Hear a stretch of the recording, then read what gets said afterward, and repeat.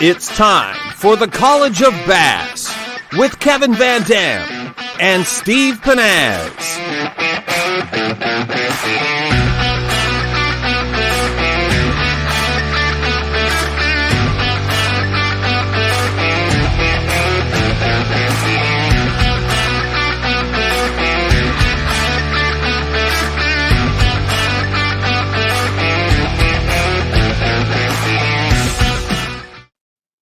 Hey everybody, welcome to College to Bass. KVD will be here in just a moment. Hey, our goal for this series is pretty simple. It's to help you catch more fish. And to do that, we're going to bring in some of the top talent, bass fishing talent in the entire world. That includes tonight our guest, Berkeley Pro Skeet Reese and Plano Pro Brent Chapman, so stick around. It also includes Kevin Van Dam, whose fishing resume is absolutely insane. 28 tournament wins, 4 Bassmaster Classic titles, and $6.8 million in tournament winnings over the years. So it's very exciting to have him on board. Hey, let's bring Kevin on board right now, man. Kevin, how you doing? Doing great, Steve. Man, I'm so excited to kick this off. You know, you guys started with the College of Ice, and we're, it's that time of year, so we're right into the College of Bass. That's awesome. Hey, it looks like you're at a tournament right now. Yeah, I'm down in South Carolina. I'm at a Major League Cup this week. So luckily, these guys were nice enough to let me use their equipment and set so I could actually kick it off this week. So thanks to the staff here at Major League Fishing. So we're going to have a lot of fun, though. I mean, I'm so looking forward to this.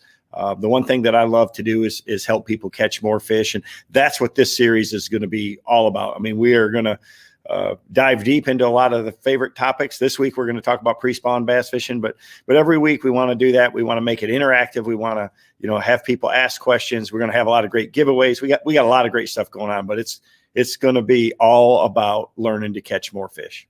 I love seeing all the comments coming in already. It's pretty awesome. Hey, you did mention a prize pack. We are giving away a prize pack every episode. It's a Plano prize pack worth almost $300. And Kevin, so how do people win this prize pack tonight? Well, it's really just about the putting in the questions. You gotta you want us to to follow us and to like the page. We're gonna all of these you can watch on YouTube after the fact as well. And it's a great Strike King lure kit, a lot of edge tackle boxes, a KVD bag, and a cool College of Bass Yeti Rambler. So it's gonna be fun. That's cool. So like or ask questions or comments, and yep. Kevin will be announcing. We'll pick a winner at the end of the show. That's really cool. Hey, it's February 3rd, which means bass just about everywhere are pre-spawn. And I really wanted to talk to you about your thought process when you're targeting pre-spawn bass. I don't care if you're north or south. Really kind of take us through, how do you locate these fish? Well, the biggest thing during the pre-spawn, and it really, it's a little bit water temperature, but anytime before the fish are actually spawning, from that transition from the winter period to the actual spawn, that's kind of what I class it as this. So you kind of watch the weather, but what I'm looking for is those areas that fish are going to migrate in and out of the spawning flats or into spawning bays or shallow areas where they're going to eventually spawn, and try to find those holding points or stopping points, a channel swing or a point adjacent to a flat, or in weedy lakes, it may be an outside edge adjacent to a huge weed flat. Anything that's close, you want to think about where they want to head to, where they're coming from, and how they're going to have to get there, and then use the most efficient technique and lure to probe and search that area. And so part of it is searching.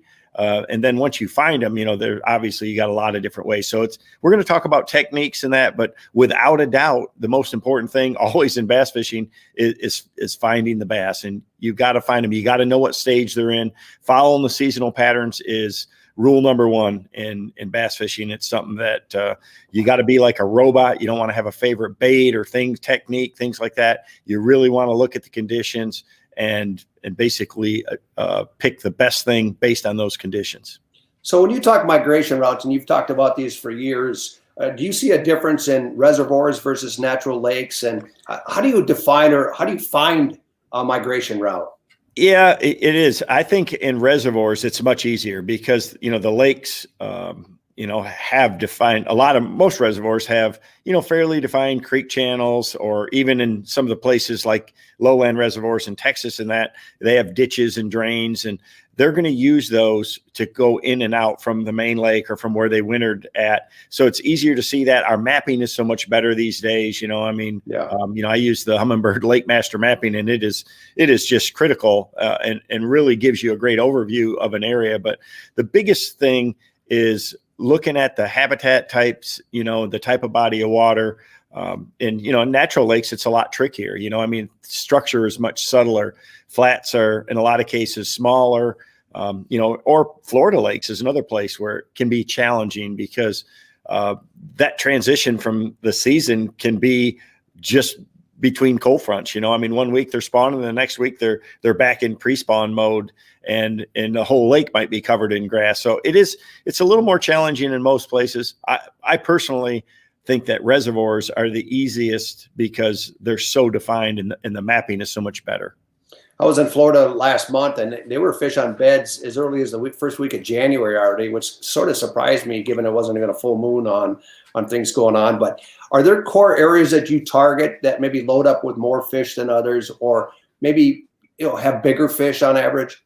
Well, typically the larger the spawning area, the more fish it can support. And especially with habitat, if it's got grass or a lot of flooded bushes or, cover like that it can support more fish, that's obviously going to be a good area. So I like to shade my mapping, in 5 and 10 foot increments. Mm-hmm. And it really helps me a lot during the spawn, or even if I'm not targeting spawning fish, to see where the majority of the flats are. Even at a place like Table Rock Lake, which is more of a highland reservoir and doesn't have these massive flats and things like that, that depth shading on my map really makes a difference, to be able to see, hey, well, it's a good bit flatter in this section, or on this side of the lake, or on this side of this creek or the bay. And that could potentially be a better spawning area. The other big thing is looking at the direction. Northerly banks get the most direct sunlight. They're going to warm up first. So if you can find a spawning flat that's on a the North Shore, the north facing creek, those are going to be some of the ones that they move to first.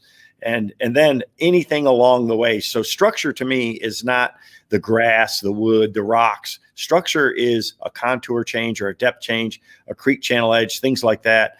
And bass they don't always relate to cover, but they always use structure. They always relate to structure.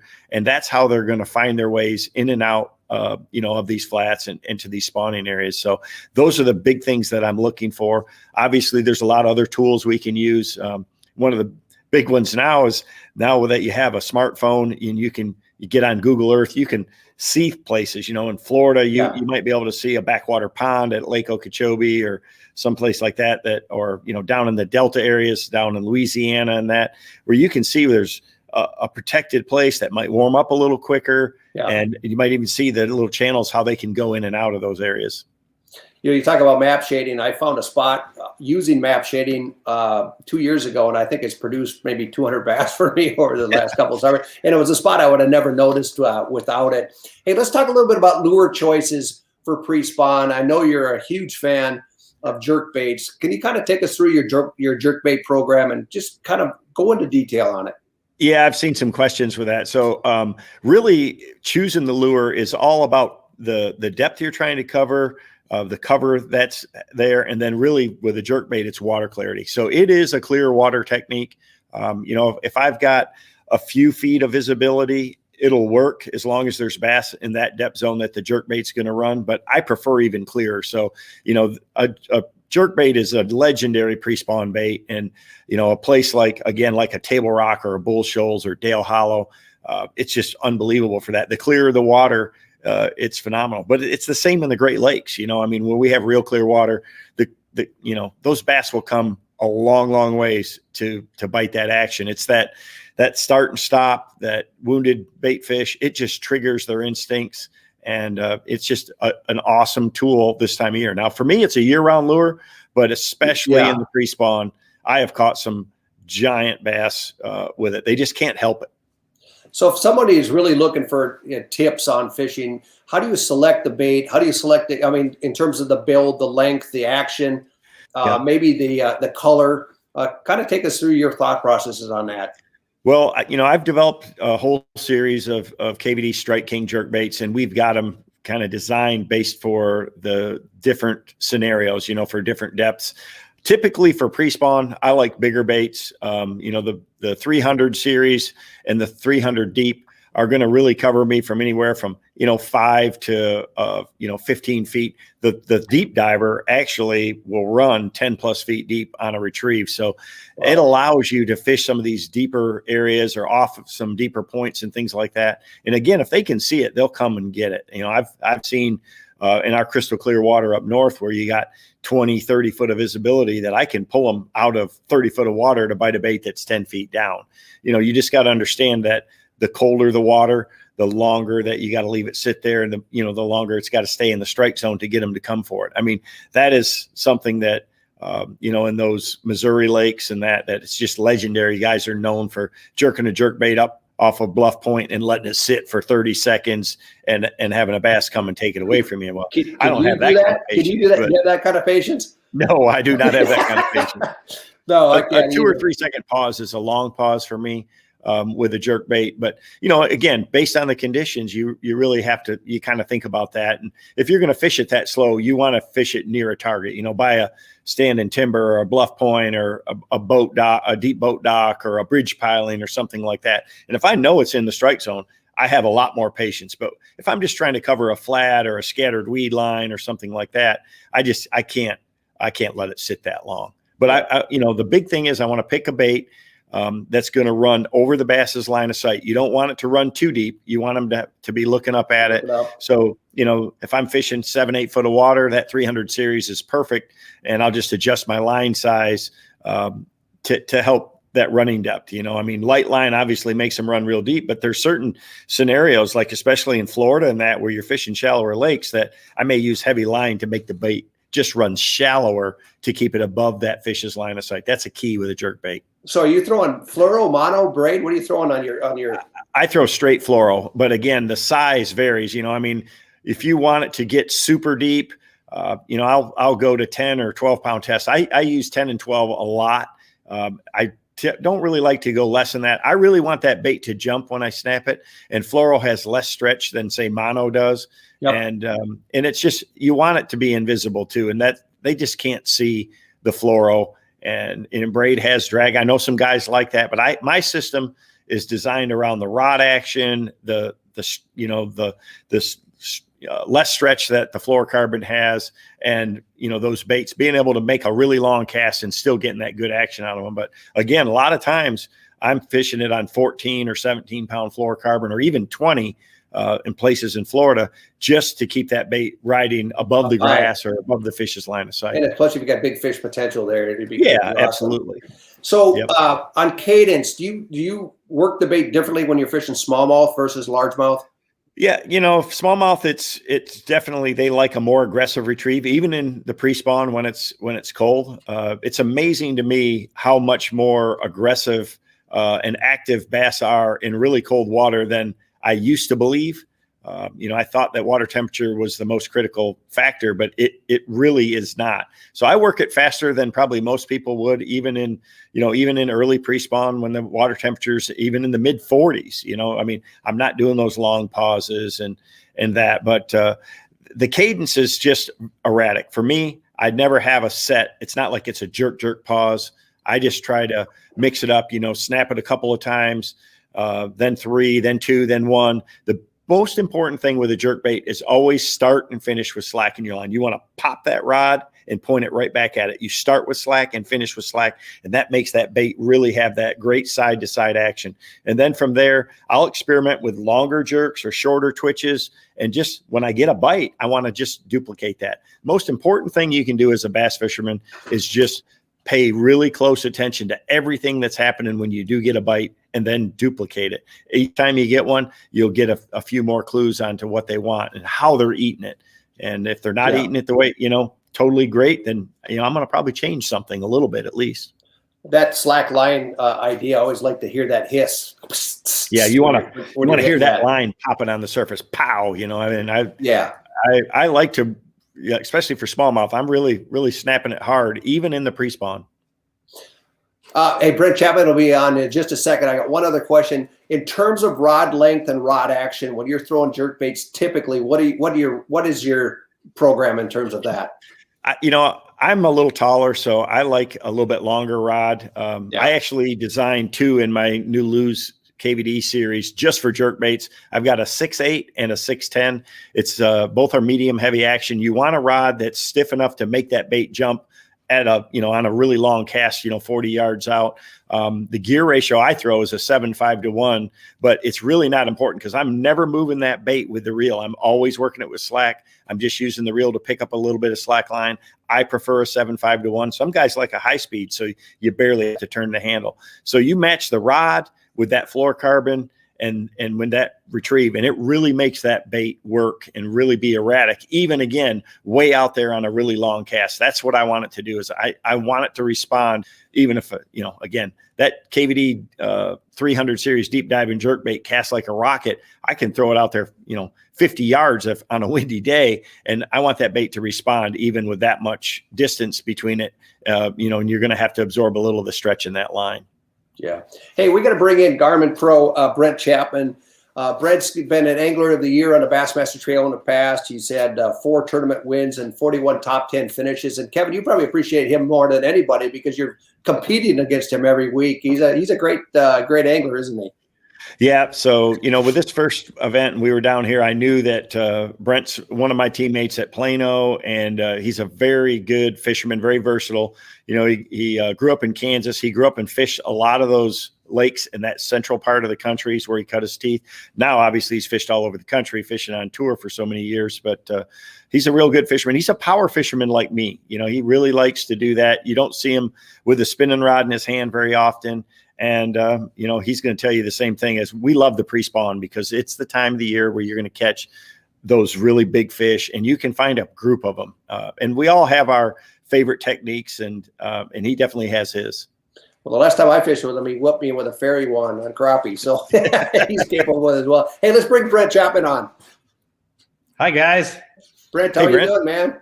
I'm good. Good to see you guys. And it's funny, we're talking bass fishing and, I was watching the weather while we were looking at, and I probably need to be looking at ice fishing here in the Midwest with the weather we've got coming. Yeah, we've got some brutal weather headed this way. It's going to be hideous. Hey, welcome to College of Bass. We've been deep into pre-spawn fishing today, and Kevin's been really sharing his techniques for jerkbait fishing. Kind of take us through your approach in terms of pre-spawn, and what is your favorite lure choice, and how do you fish them? Kevin definitely touched on a lot of the bullet points with pre-spawn and, the places to look for them. And a jerk bait is a lot of guys' favorites. And I got to touch on something that I really noticed that Kevin touched on.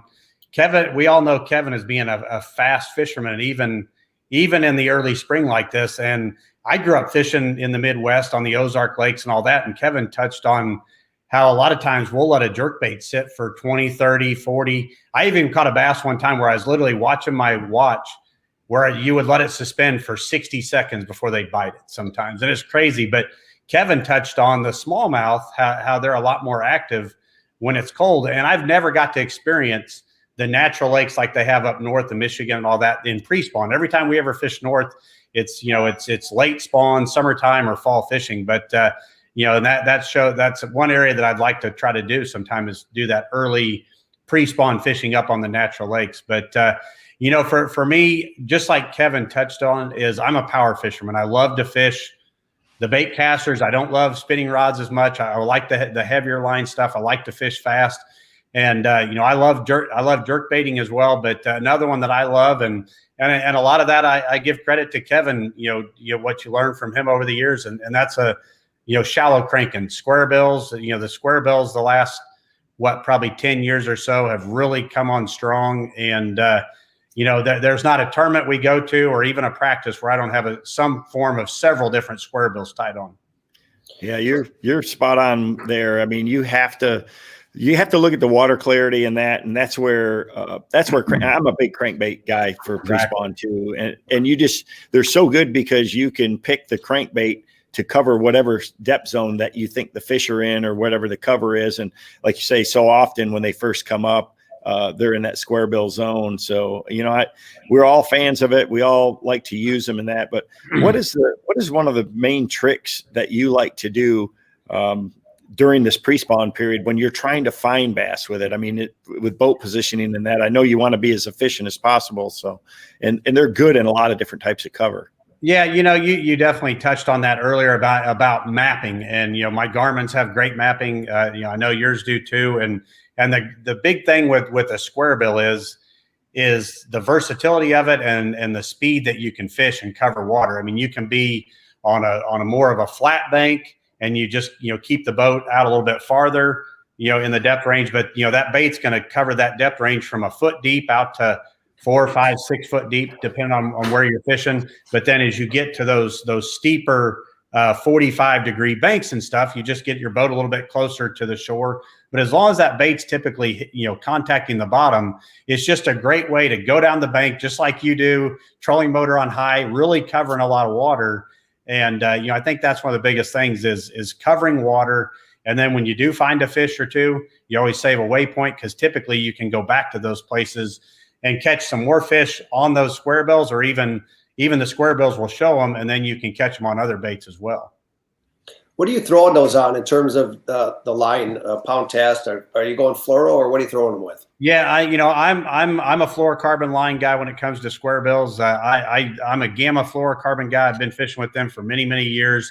If I'm using like the 1.5 series square bills or something smaller, typically 16-pound gamma fluorocarbon. If I get into the 2.5 series sizes or bigger, they're typically going to be on 20-pound gamma fluorocarbon. And the biggest thing that I've learned the more I do this, and Kevin even touched, using heavier line on jerk baits, is especially when we're in tournaments. When we're in tournaments, now we're fishing for 2-pound minimums. You want to give yourself every advantage that you possibly can. And I want to use the heaviest line that I can get away with. And with a crankbait, I can adjust the depth of that bait, but just by how I hold my rod. If I hold my rod up here high, that bait's going to go maybe a foot or two shallower. But if I get that rod tip right down to the water, I can get another foot or two out of it. And every once in a while, you'll see some pros do it. I still do it, and that's kneel and reel. If you want to get that, let's say a square bill, if you just want to get it down, let's say 8 or 9 feet, on a particular spot, you can stick your rod tip down in the water or get down there and do the Paul Elias kneel and reel and get that thing even a couple more feet deep. So just, Kevin touched on experimenting with the cadence of a jerk bait. It's the same thing with the crankbait. Experiment with, kind of paying attention to the depth and where you need to be having that rod position to get more bites. Last time we were in a boat together, Brent, we had an interesting conversation in terms of color. And you really have simplified your color selection, maybe over the years, or at least of late. What are your preferred pre-spawn colors and why? Yeah, that's a great bullet point. To me, I always tell people it's way more important the bait that you're throwing than necessarily the color. And it's even more important where you're fishing it. But as I do this, I'm 25 plus years now doing this. And what's interesting is I'm packing a bunch of Plano boxes out here in the shop and getting ready to hit the road. And every year I do this, I seem to take less and less stuff. And I think it's because I've gained confidence in certain colors over the years of, in certain places we go in the country. But for me, when it's pre-spawn, that's the time I really love the crawfish colors. You hear red down in Texas, but if you get into that more off-colored stained water, that's where your red crawfishes get to be a big deal. But then if you get into stained water, your brown crawfishes, but then you get into the clearer water, your green crawfishes, and then if it's super clear, more your translucent, phantom colors, that type of stuff. So just kind of matching the colors. But I love the crawfish colors in the spring. I know Kevin. I look back at a classic many years ago down in New Orleans, and he'd tell you sexy shad. But the shad colors are good, and even a chartreuse. I mean, day in and day out, if you looked at my crankbait box, I have some version of shad colors in my boxes, and then some version of chartreuse. Chartreuse black back, chartreuse blue back. But this is the time of the year that I really focus on the crawfish colors as well. Kevin, do you agree, or do you follow the same process? Yeah, you want to match the hatch, and a lot of it is understanding the lake that you're on and what the natural forage is. Where I live in Michigan, for instance, the primary forage in our natural lakes is bluegills and crawfish, and so those patterns work. And actually, they're almost like a chameleon in these clear water natural lakes. The crawfish are, so they're going to blend to whatever background that they're in, and the same with the bluegills. So if they're in green milfoil, man, it's hard to beat colors that are those, green pumpkins, the same colors as the bottom. When I won on Grand Lake a couple years ago with the square bill, I noticed that the rocks on the bottom were really, really dark brown. So I've used a dark brown crawdad pattern, and it made a difference over standard other colors, and I ended up winning the tournament. So if you don't know what the best color is, especially in Clearwater lakes, and you're fishing something down near the bottom, use something that blends in with that surroundings. Or if the water's dirty, like Brent was saying, you want to use colors that are more visible. The red crawfish, the brighter oranges, blackback chartreuse, things like that for more visibility. But it's hard to go wrong with being natural. I had never even thought of that before. That's fascinating. Hey Brent, do you have any tips for just a straight retrieve? The retrieve on a square bill. Stop, pause. This was a question that's come up a couple of times now from some of the listeners. But how do you work the bait itself?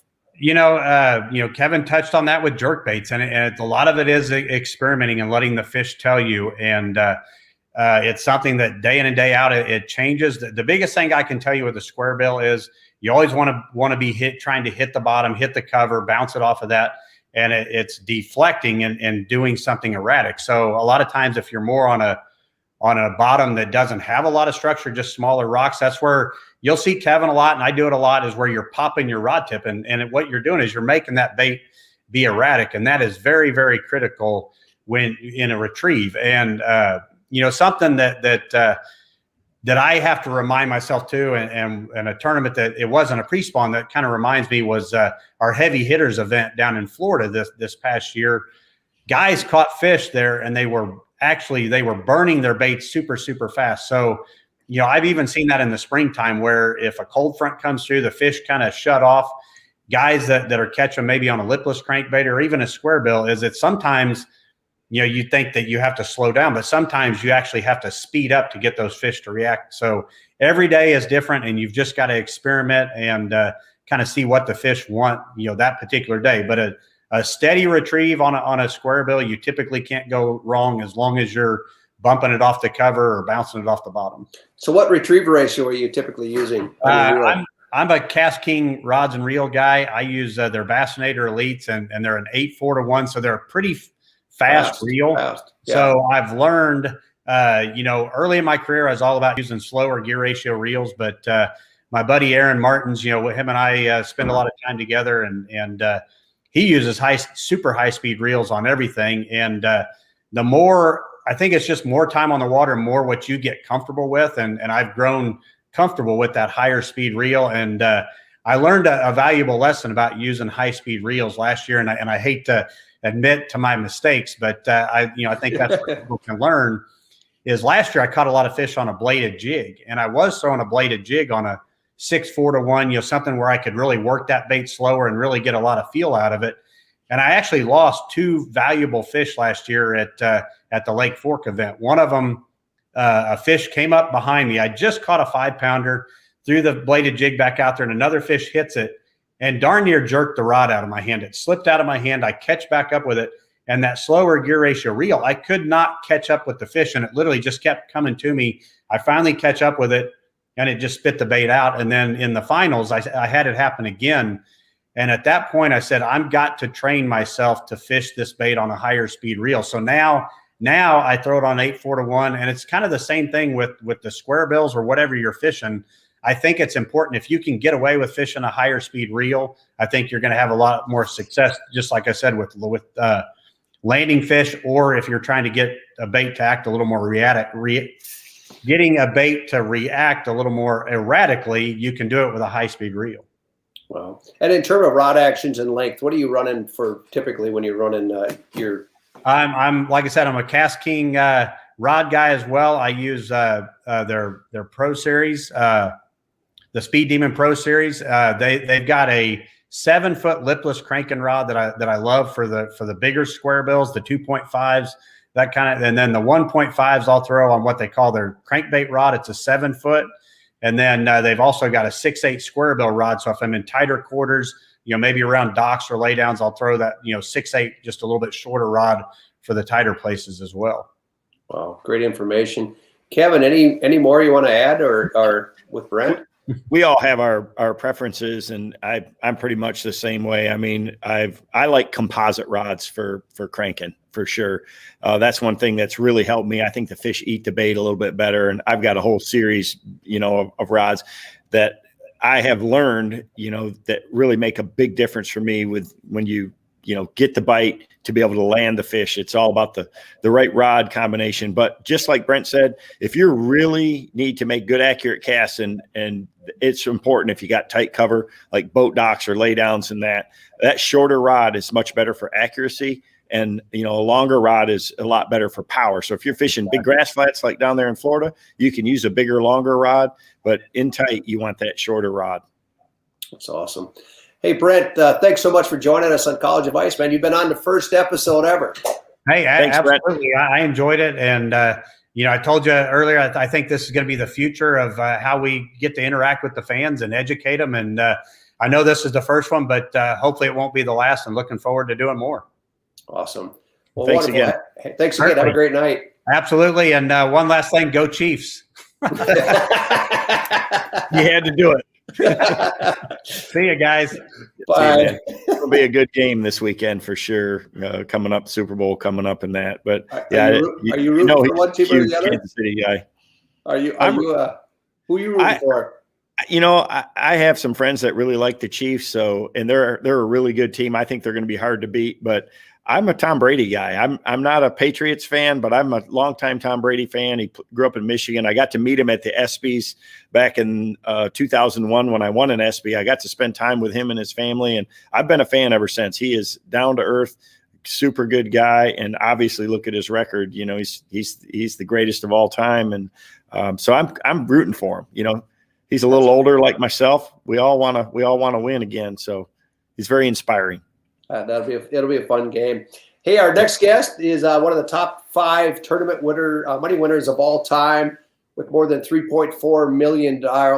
He drives the best truck on the circuit. I think that thing is a 700 series or something for it. It's pretty cool. He's got a giant truck. He makes a statement. He's black and yellow. I mean, you can tell when Skeet, or his truck, his rods, everything. He's latched onto that a long time ago. He's a longtime friend of mine, really good fisherman, another power fisherman. You see how we got a lot of power fishermen on when we're talking about pre-spawn bass, and he's got one of his favorite techniques. Now, there's a lot of different ways you can fish during this time of year, and we're covering, just a few of them. We're trying to get a lot of details in. But Skeet is very good with bladed jigs, and that's some of the things we're dive into deep when we get him out here. Let's bring in Skeet Reese. What's up, guys? How you doing, man? Skeet? I know. Kevin's on camera with his glasses on. I'm like, I can't see this little screen without it, man. yeah, I'm just not wearing mine right now. It's okay. Yeah. Hey, Skeet, we've been covering a lot of pre-spawn bass, and obviously you've had a tremendous amount of experience with it. You've won, the Bassmaster Classic in the past. You've won Angler of the Year in the past. But kind of take us through some of your lure choices for pre-spawn, and how do you rig them? How do you fish them? Gosh, Steve, that's a great question. I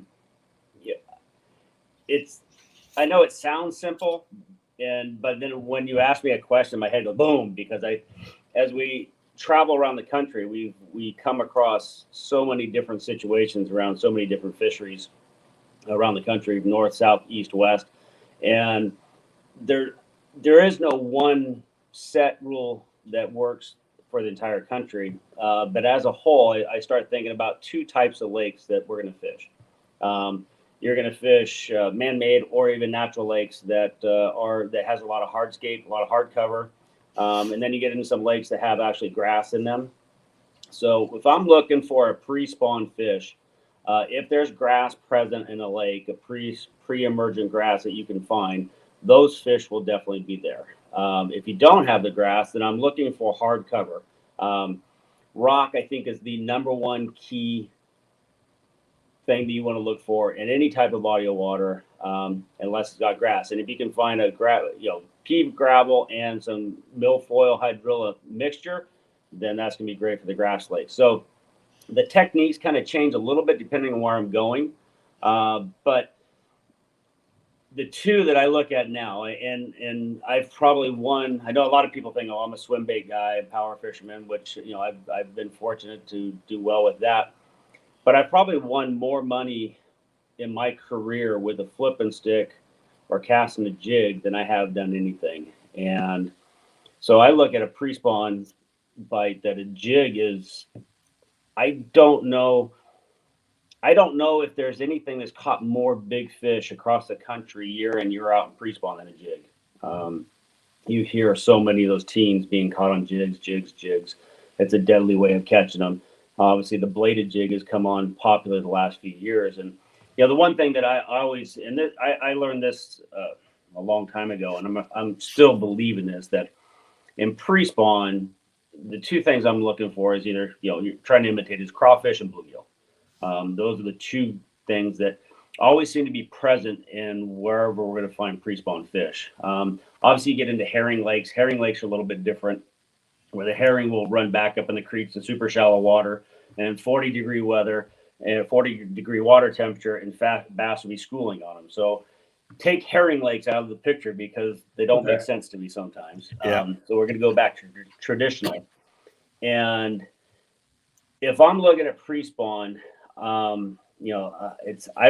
love anywhere you can get some type of 45-degree break, little drop off, rock transitions. Kevin and Brent were talking about the Ozark Lakes, and but that holds true to whether it's Lake Shasta, Northern California, Santee Cooper. If you're up in a creek, it could be anywhere where you have those rock transitions, a little bit deeper break.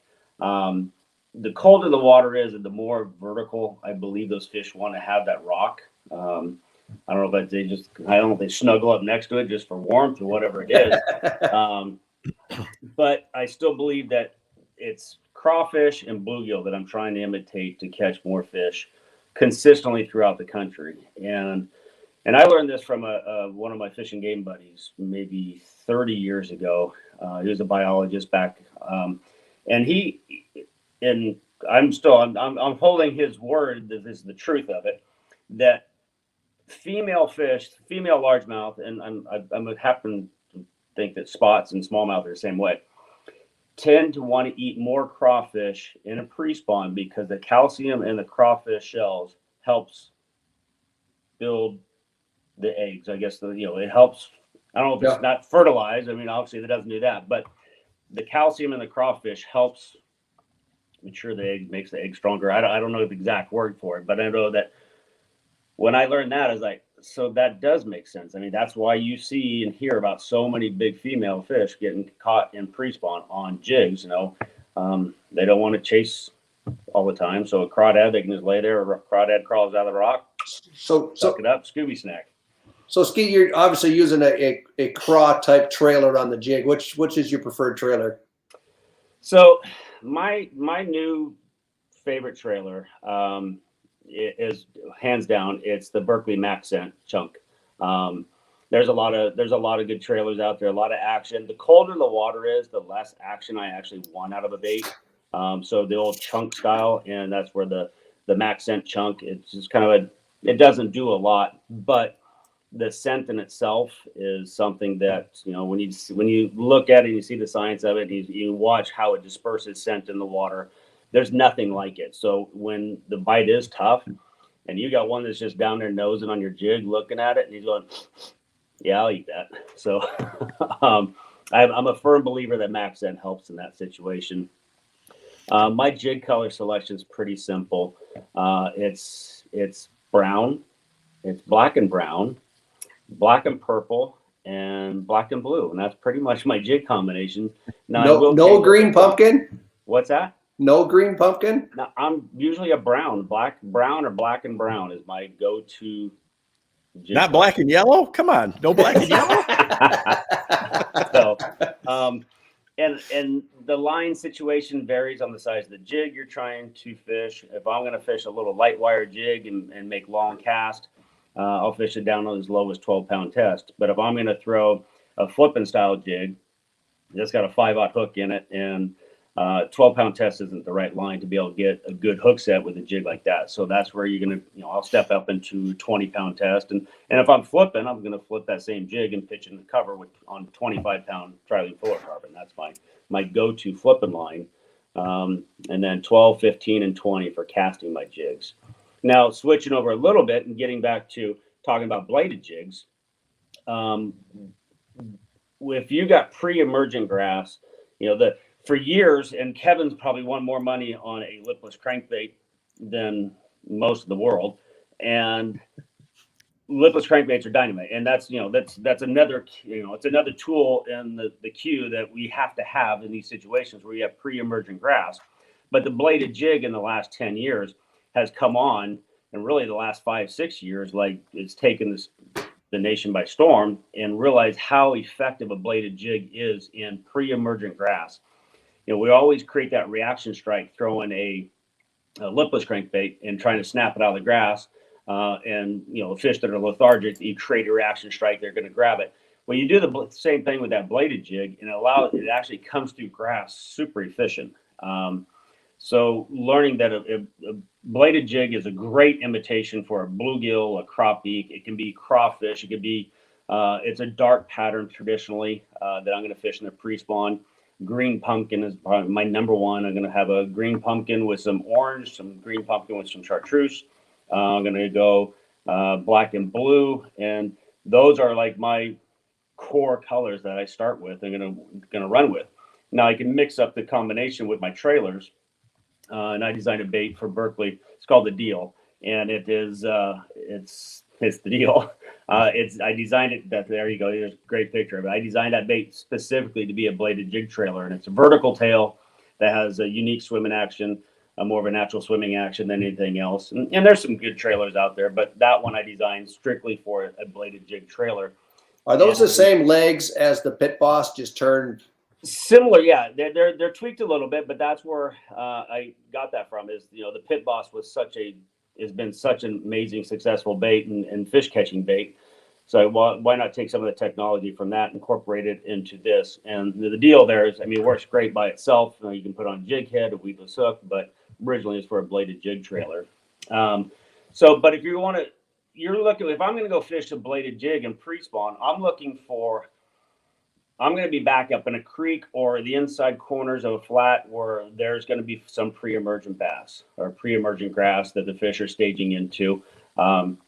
I think, we've all watched Kevin catch them on a lipless crankbait, and the bladed jig is kind of one of those new tools to do that. So you're going to fish it in anywhere from 2 foot out to about 10, 12 foot of water, depending on the lake you're in. But typically you're going to look in those creeks, backs in the creeks, even though my water temperature be 45 to 55 degrees, they're still going to bite a bladed jig. The biggest thing you want to make sure is you're getting that jig down into the grass and deflecting it off the grass and popping it out, just like you would a lipless crankbait.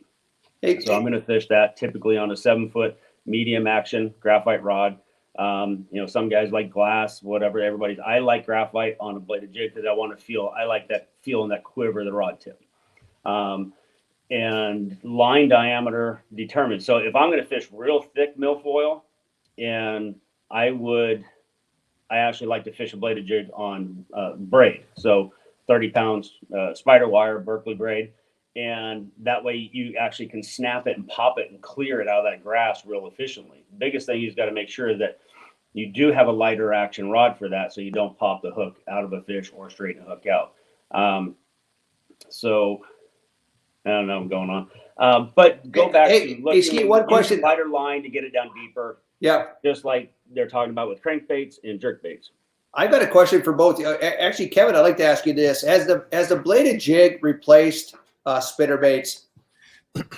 Boy, it sure has changed fishing a lot. So one of the big things that I think is that now that we have all the tournaments are live streamed and we got a camera in our boat and you're doing well, and bladed jigs have become, a mainstay lure, and people can watch and see how they're fishing them or whatever technique that it is. The big thing now is we have so many tools for the same job. Skeet was talking about for this crash, you can use a lipless crankbait, you can use a square bill, you can use a bladed jig, you can slow roll a spinnerbait. What a bladed jig does for me is the vibration. It's so, it moves so much water, but you can slow it down enough that you really have great control. I mean, you can fish it through the grass and not get it balled up. It's a lot easier to fish than a crankbait, and it stays in the strike zone a little bit longer. It displaces a lot of water, and big fish bite it, and that's why I think it's come on strong. But Ski to tell you the same thing. I'm sure that a spinnerbait is still a really, really great lure, to fish. It's just that we have all these options now. You can throw swim baits, lipless baits. You can fish a jerk bait. You can fish a square bill, bladed jigs, all in the same scenario. And they're all good choices. It's just on one day or the next, under certain conditions, one will outshine the other. But a bladed jig fits a lot of different scenarios. And Steve, I'm going to just say real quick. So the bladed jig has stolen the thunder of a spinnerbait for the last several years. But I did notice this last year that a spinnerbait really did show itself again in a lot of tournaments. And there is a time and place for a spinnerbait. It's one of those tools that is timeless. It'll be a fish catching bait forever. And the one thing I would say this is, like, if you're in shallow brush and those fish are staging up in buck brush or lay down, something like that on a pre-spawn situation, that's where a bladed jig does not shine. And you get it around wood, they're pretty snaggy, and that's where a spinnerbait would take over, and is much more efficient to get through wood than a bladed jig. Hey Kevin, I got a funny story I got to share. Skeet over in Wisconsin, I think you remember this. We pull up to a bank angler, and he says to Skeet, he says, "What do you think of my lure?" He had some pink.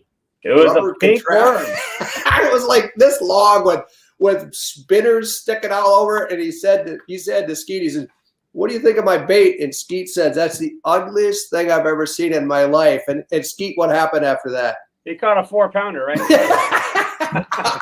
Off the shore. I was like, oh crap. I was like, it just goes to prove it. Sometimes they will hit anything. So it was fun. That's when you know the bite's really good. Yeah. So Skeet, where you head to next? I'm actually going to be Lake Okeechobee for the Major League Fishing Pro Circuit event. This will be the kickoff event. Excited. Hoping to get some warm weather. I'm wanting some tan line for my flip flops on my feet, and hopefully in the end catch some big ones down there and have a little fun. That's awesome. Hey, we really appreciate you coming on College of Ice tonight. Thanks so much, and good luck this season. Thank you. I appreciate it, guys. It's I'm honored. When Kevin called me and asked me if I'd be part of this, I was honored. So thanks for letting me be part of the first, and hopefully one of many more to come for you guys. And if I can come back again, give me a call. But much appreciated. Good luck to both of you. Hey, thanks, Skeet. I don't want Kevin to catch him.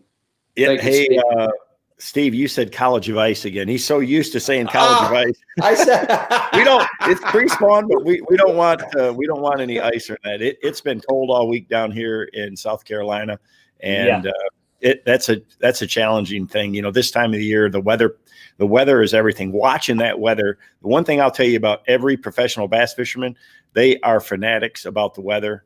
We've got all the different apps. I've got them all. I mean, I have a bunch of different weather apps on my phone. I'm looking at my radar.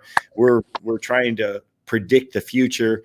And that's really a lot of what you have to do during this time of the year is look at those trends and base your first initial guesses, when you're going out searching for bass based on the weather or what the weather is going to be. I have to practice a lot of times, for that, future tournament or, for that time on the weekend. So you want to look and see what that trend's going to be and start thinking where the fish may be or might move to based on whether it's good weather or bad weather coming. That's 5 P's. Proper preparation prevents poor performance. Yeah. Well, hopefully you get some good weather down there at Okeechobee. I hope so. All right, It's a guys, great have fish. great It's one of night. my Thank you for favorites. having me. Remember the sunscreen, man. We'll see you later, Skeet. See ya. See you, man. Kevin, at the Classic a few years back, I don't know if it was South Carolina, North Carolina, it was so cold there. You guys had to float your boats just to get the boats to unfreeze from the trailer. Is that kind of what you're talking about?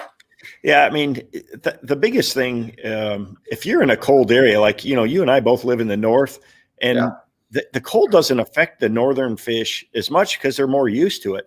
When cold is really bad is when you're in the deep south. If you're in Texas and you get a major front and it really drops the water temperature, especially in Florida, those shallow lakes down there, you get a 32-degree temperatures down at Okeechobee. It's no fun at all.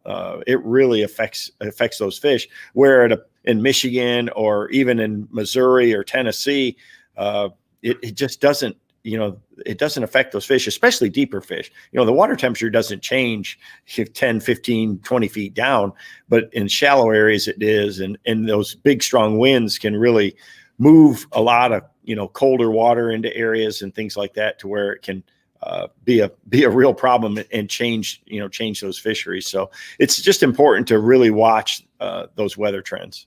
So talk a little bit about the effect, specifically pre-spawn. You've located fish. You've got a rising temperature or a falling temperature. How do the fish react? How do you respond to those situations? Well, in a lot of cases, it's a lot of the other factors too. So, you really want to pay close attention to the water levels, in reservoirs. They can rise real fast. We get a lot of big fronts and a lot of rain, a lot of runoff, and they can rise real fast and then they can fall real fast.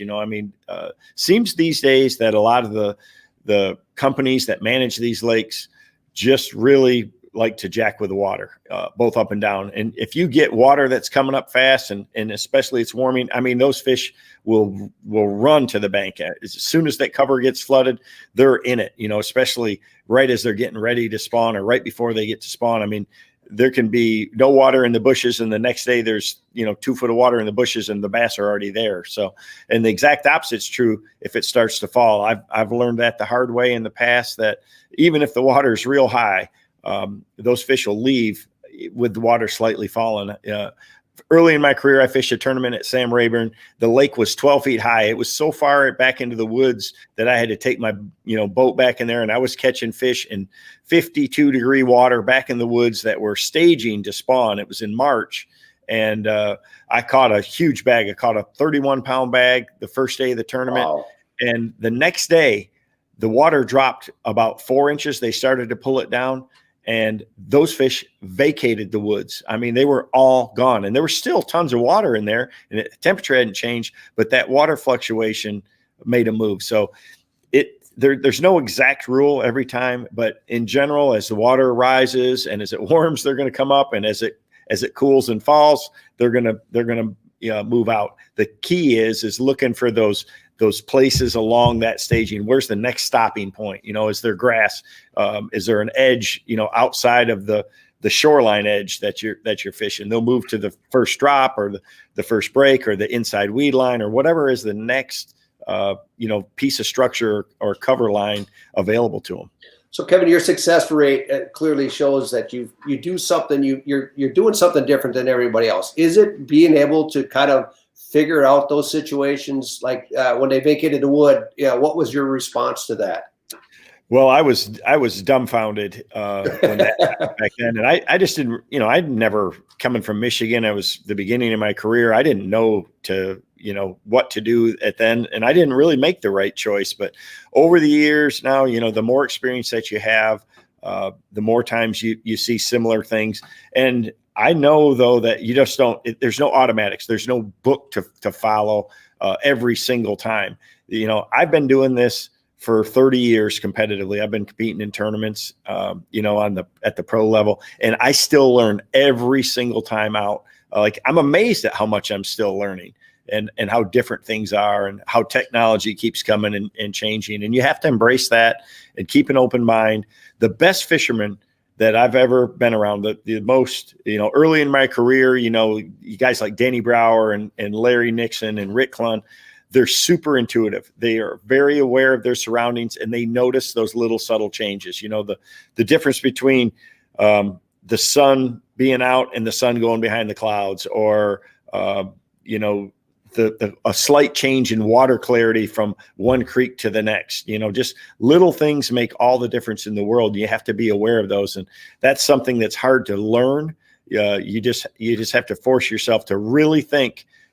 You know, when you get that first bite, everything that was happening. What was your bait doing? Was it falling? Did you stop it? How fast were you reeling? You know, all these little things that can help you get clues to catch the next one. That's what pattern fishing is all about, is putting as many like things together in an area and then trying to duplicate it. So in building patterns, do you find it's more difficult on lakes that you've fished before, or new bodies of water where you go in there more, you're fishing it more intuitively, saying, wow, I'm not stuck. I caught them here last time on this. Kind of take me through that process. It is hard. You know, again, I've had a lot of experience. A lot of these lakes we've been to so many times. You take Lake Gunnersville, for instance. It's a place that I've fished time and time and time again. It does change a lot from year to year based on how the grass fluctuates. And now there's, you know, a lot more eel grass and things in there. So that's one big change from year to year, but it's hard to forget that history, you know, to think about, hey, this area I caught them in, even if it's the same time of year, to not go back there. It's better for me, or I seem to do better if I go in totally open-minded. I love fishing new bodies of water for the first time because you go with a blank slate, and I just follow that same you know, method system that I've used my whole career. You know, I wrote a book about it, you know, following the seasonal patterns and time of the year and what you do under certain conditions and things like that, and go in open-minded like that. And that's the best way to do it. When you do have experience, it's helpful because you know the lay of the lake, and that's important. You know, so I always take the experience, but I found a lot of times that, you know, thinking about the past has burned me. So Kevin, believe it or not, we're almost done. We're almost running out of time. I'm sitting here going, I want to go another hour or two, but we're going to have every Wednesday night, 8:00 Eastern. We're going to have coming on. What are some of the topics that we're going to cover in the next couple of weeks, several weeks? Yeah, so we're going to try to cover a lot of different things, you know, and you can, you know, all the fans that are watching, you can send in some of your questions, some of the things you'd like us to talk about. I want it to be timely. So right now we started off because it is kind of the pre-spawn season for most of the year. Our guest next week is going to be Ott Defoe, and Ott is one of those guys that's really good at finding hidden spots. You know, he's known for using a jet boat and going up in creeks, but he's also really good with his Nitro Z21 about finding places even on your home lake that are overlooked by other people, and that's so we're going to talk a lot about some of that thing, some of our little tricks. You know, everybody is looking for an edge. You know, they're looking for that secret. They're looking for something that can make a difference. And that's what we want to try to do with this show, is to help people be more successful when they're out there on the water. And we're going to cover a lot of different things. We'll talk electronics. We'll talk, you know, techniques. We're going to talk equipment. We're going to talk patterns. We're going to mix it up. We're going to have different guests each week to try to really do that. But we want the fans to be involved, and we want it to be helpful. So Kevin, next week, Bass, we want to teach. Yeah. So next week, what I would like to do is a lot of the questions that were asked this week, we'll bring them into the show and give you a chance to answer those, and maybe I have Ott involved in that as well. Hey, Kai, we're going to need to pick a winner tonight, so give us some options on that, and we'll go forward with that. Yeah, Kevin. One other question that came up that I just saw is there a color that you tend to go to other than sexy shad? But is there a color that if someone was limited to one or two colors fishing, say, northern waters or southern waters, what would your number one choice be? Man, it's tough because I'm not limited to just one. You want to match the hatch, but a bluegill pattern is one of my favorites. I mean, I have learned growing up in Michigan that bass love bluegills, and just about any time of the year, they're always targeting them. Now you go to certain places where if shad are the predominant forage, then you got to use shad colored baits. And if it's dirty water, you got to have something visible. But a bluegill pattern is something that I have tied on in a bladed jig, a spinnerbait, a crankbait, just about everything, lipless baits. So bluegills are a big deal. Awesome. So, Kevin, I'd like you to announce the winner for tonight. Kai's going to pop the name up here in just a second. So we've got our winner for the first ever College of Bass. Yeah, and we're going to do this. We'll do it every week. We've got these giveaways, and so it's going to be a lot of fun. So I'm waiting for him to. I am waiting too. I think he's working feverishly. There we go. There we go. Adam Carl Kier. I'm not sure exactly how that is, but anyways, you're the winner tonight. You're going to win that Plano tackle pack. We got a bunch of great edge boxes. You'll love it. The edge boxes are just incredible. It's made me a lot more organized. I love the visibility of them. I love how they keep the baits. And one for sure you got to check out, Skeet, we talked about jigs, and that is the Edge jig box is a game changer for me. It's one of my favorites in the series. I've got them for bladed jigs, swim jigs, football jigs, flipping jigs. It's a box you got to have in your arsenal. It's amazing. Kevin, wonderful night. I really appreciate the chance to sit down with you tonight. And to everybody, join us next week, 8 o'clock Eastern, right here on Facebook, and we'll have questions that we can share with Kevin. So, yep. And everybody knows too that if you missed part of the show, you want to watch it, you can see it on our YouTube. It's be on my YouTube channel. It'll be you'll be able to find it on Plano's YouTube and Lake Tomatoes as well. So it's just about everywhere. So we're gonna it's fast paced. We're gonna have a lot of fun, and I promise it'll get better each week. We're learning. Awesome. Good night, Kevin. Have a great night. You bet. Thanks, Good guys. night, everybody. Thanks for watching The College of Bass. Join us for an all-new episode every Wednesday night.